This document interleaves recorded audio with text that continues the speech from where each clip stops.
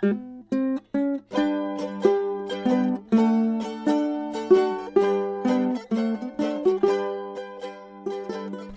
to Just Say This, the place to get all the help you need for the Birds and Bees Talks. I'm your host, Amy Lang. Just a quick reminder, this show is for grown-ups because I'll be swearing. There'll be lots of swears, and then I'll also be talking about grown-up sex. I can guarantee that your kids do not want to listen to this, and they really don't want to listen to it with you. You've been warned. Do you have a question for me? Please give me a call. The phone number is 206-926-1522, 206-926-1522, and I will answer on the show. And if you have a funny sex talk story, please call in those as well, 206-926-1522. Thanks. Hello, welcome to my 100th episode. Thank you so much for listening, for liking, for sharing, for emailing me, for calling in your questions. I so appreciate it. You know, my goal is to help every child grow up to be a whole, healthy, happy human, and you're helping me make that happen. So thank you a million times. Thank you. I realized after doing all of these episodes that I have never just done a show where I give you straight up sex talk and tips. So today, for 100 episodes, episode 100, that's what I'm going to do. And I know you listen and you probably pull things out and you have to work a little to find these nuggets. And so I'm just going to give them to you. They're kind of in no particular order, and some of them might feel a little 101 to you, but I always find that when I am learning, even though I know something, when I hear it again, maybe in a more simple way or in a different way, I actually tend to get it in my bones. Insert boner joke. Ha, I'm so funny. Okay, here we go. Sex talk tip numero uno, and I don't know how many there are. Oh, and P.S., these are actually excerpted from my new book, which is called Just Say This. I know, clever. Scripts and tips for sex talks with tweens. So here are the tips. All right, first thing is that, and this is really fundamental, you need to clarify your values and beliefs about sexuality, relationships, the whole shebang. And the reason for this is that when you know your values, when you know what you believe, it makes it tons easier to have conversations with your kids because values are half the conversation and what you believe is half the conversation, or really a third of the conversation. The other piece of the conversation is talking about limits and that sort of thing. Anyway, so your values are what you believe, and believe it or not, you have values about everything. You have values about tampons, for Christ's sake. So think about your values. If you're parenting with someone or you have a really good friend, have a conversation about what you believe. For example, when do you really think it's okay for somebody to become sexually active? Or what are your values about tampons? Good, bad, indifferent? This is a core thing to do for yourself and for your kids. The other reason to clarify your values is they're actually going to give you roots and help you calm down, help you have better, calmer, more comfortable, more confident conversations with your kids. Occasionally, I run into a person who says, I don't want to tell my kids my values. I want my child to come up with their own values. And here's the news. I am pretty damn sure that you want your kids' values to be basically the same as yours. For example, one of our big fears is that Milo would grow up to be a football-playing, Republican, homophobe dick. That was a worry. Good news, he's none of those things. The football thing would have been totally fine. The other two things, no thank you at all. Guess what? He's none of those things. Of course you want your kid to share your values. And, of course, just like you, when he gets older, when they get older, they're going to have their own values. Anyway, talk to your kids about your values. They're going to make up their minds later. And the other reason to talk about them is they're going to get so much information from, their peers, the internet, blah, blah, blah, blah, blah, blah, blah, about sexuality. You need to get in there first so they have some place to start that's healthy. Next up, take some time to think and talk and write about how you learned about sexuality, how you learned about how things work, how you learned about what goes where, how you learned about yourself as a sexual person. The reason to do this is that it will help you clear away the crap. A whole lot of what holds us up and causes us problems in the sex talks is our own history, and it gets in the way. And also it can, when you think and talk about this, what it can do for you is give you some really clear ideas about how you don't want things to go for your kids. So as you can hear, a lot of this is about taking care of yourself first. How about that oxygen mask euphemism? No, that's not the word. You know what I mean. Comparison thing. How about that oxygen mask thing? Same for sex talks. You got to take care of yourself first so that you can help your kids. Since I'm on a you roll, the next thing is this. If you don't know about something, or you're uncomfortable, or you're confused, and you're having a conversation with your kid, even if you've initiated the conversation about it, just say that. Tell them, I don't know what I'm doing here. I know you want to know about this. You should know about this. I'm not quite sure how it works. I'm not quite sure what to say, but here's what I know, and here's what I think, and I'll find out more. When you admit that you are uncomfortable, when you admit that you don't know something, you're modeling this for your kids. And it's really important to do this when it comes to sexuality, because you make yourself a little bit vulnerable. And so they're going to see that you really are available to them for these conversations. So don't feel like you can't say, I don't know what I'm doing. You totally can. And as a side note to this, if you do talk to them about something and you say something and you do your thing and then you walk away from your kid and you think, oh God, I just fucking blew that. I shouldn't have said that. I said that wrong. Then guess what? Just go back later and say, hey, you know what? I fucking blew that. Okay, don't say fucking. I blew that. I did not say that right. I need to tell you more about it. This is what I really meant, or this is what I want you to know, and just repair. This is about communication. It's how to be a good communicator. And again, you're showing your kids what you do when you make a mistake, right? You come back, you say I made a mistake, and then you fix it. Let them know who it's safe to talk with about these things, like another adult, an older sibling, an aunt, an uncle, one of your best friends, someone who's really close to you and your family. The reason to do this is because kids will often confide in that one-off person before they confide in you. They'll test the waters. Like oftentimes kids who are not straight will come out to another trustworthy adult to see what happens. And then it makes it easier for them to talk to you. So it's kind of like, in that case, maybe they're practicing and testing the waters and that sort of thing. Make sure the person that you say is okay and safe to talk to is into being a person that is okay and safe to talk to. I would also recommend that your values are pretty aligned with that person. You want your kiddo to get similar messages because it's just going to be better for them coming from their trustworthy adults. All right. Oh, speaking of talking to other people, if you're parenting with someone and your values are not similar, you need to talk about that. One place you need to come to terms and come to agreement is when and how you're going to have the conversations. We all know, by 5. Start them by 5.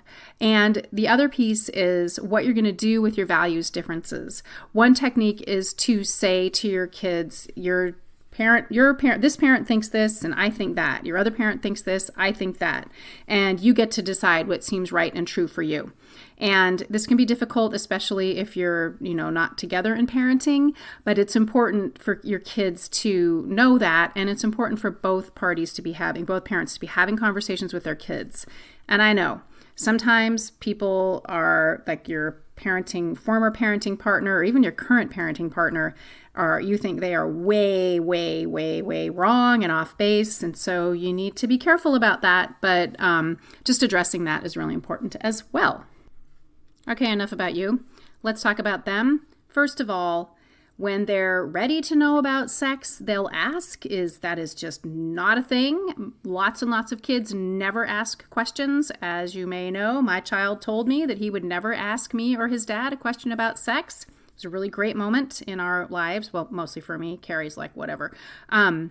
So yeah, don't wait around for them to ask you questions. They don't know what to ask.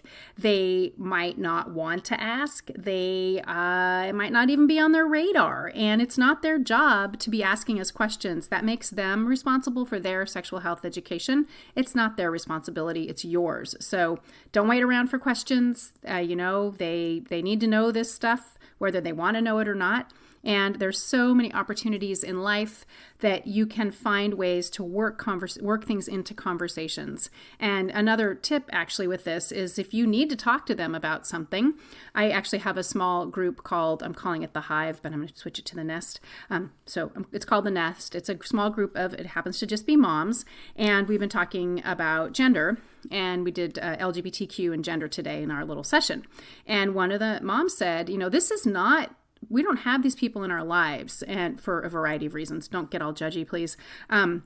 We don't have people like this in our lives. So how do I do this? And I said, just say, oh, hey, I was thinking, did you know there are different kinds of families and different kind of romantic relationships, and just talk about it. And so what I'm saying is you can just kind of make it up and go for it. You've just heard me say a whole bunch of things that are sex talk topics. So just say, I was listening to a podcast today and this delightful gal said blah, blah, blah. And I just thought we should talk about it. Boom. There you go. And they're not going to know what you're up to. They're clueless. They just will know that you're talking to them about sex, hopefully again. That's what we want. We want them to be bored with your conversations.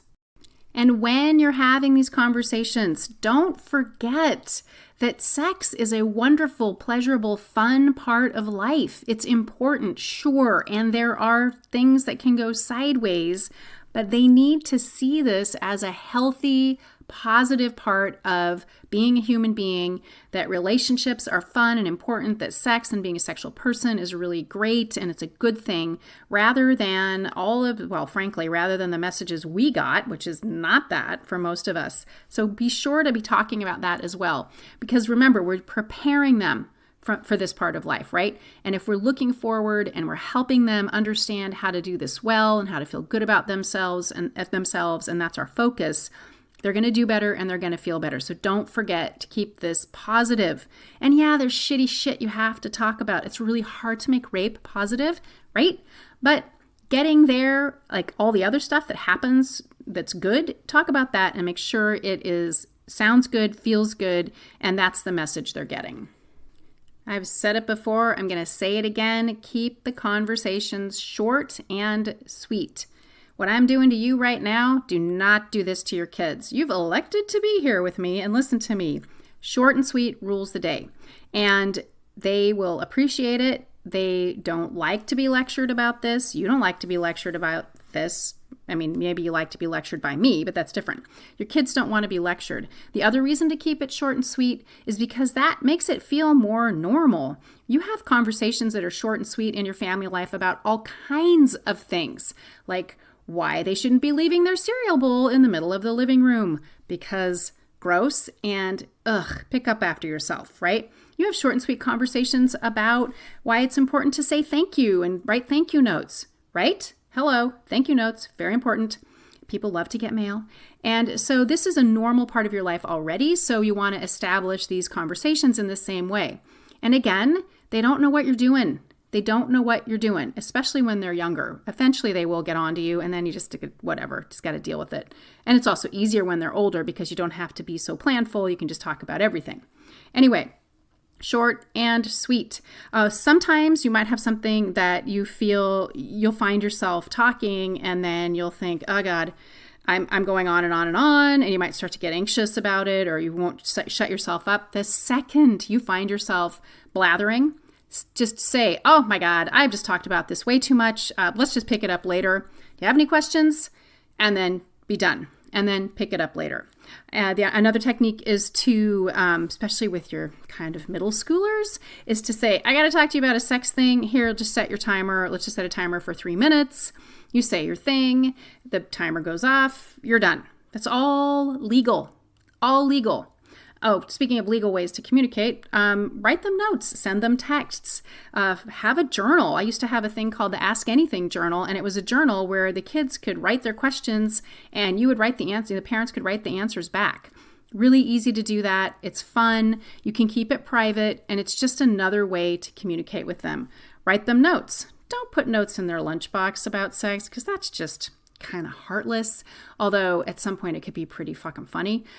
Just side note, because I'm all full of side notes, Milo did not eat school lunch once in his entire school career. big point of pride. It would have been really funny if I had thought to put notes about sex in his and relationships in his lunch bag, but I did not. Anyway, okay. Let's see. Yeah, there we go. There's a bunch of tips. So I think I'm going to wrap it up. I have more. So maybe we'll do, we have a chirp coming up next time, and then maybe episode 101, I'll do some more of these because I think they're helpful. Maybe they're not helpful. Anyway, one more thing. Here's the deal. You are not going to get enough information from me through my podcast in order to really become your kid's go-to person for these conversations. And I'm going to take a minute. I don't want to infomercial you, just to talk about how you can learn more from me and hang out with me.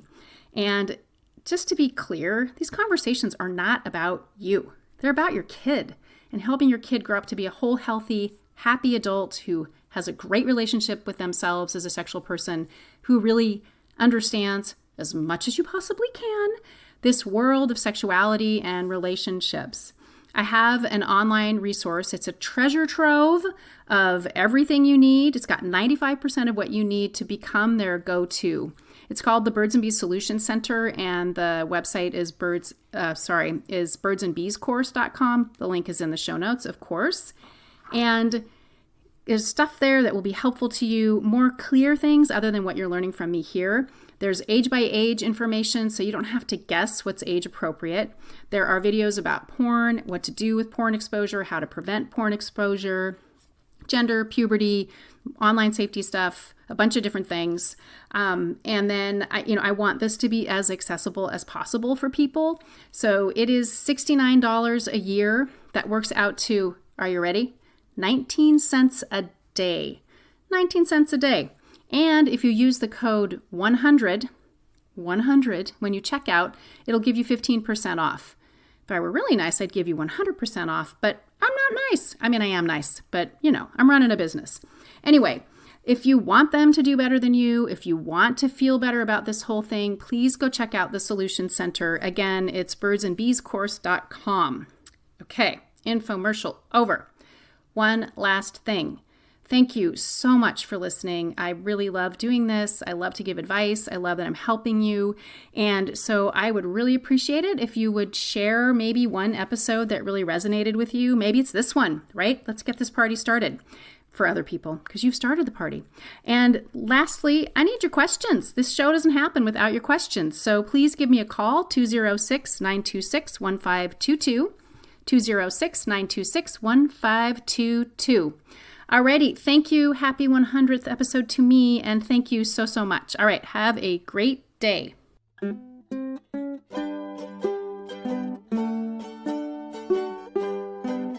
That's it for this week. Thanks to everyone who's been calling in. The number's 206-926-1522, so please leave me a message if you have a question or a tale from the trenches. And thank you to Melanie Smith, my producer, and to Rolf, who wrote the Birds and Bees and Kids theme song.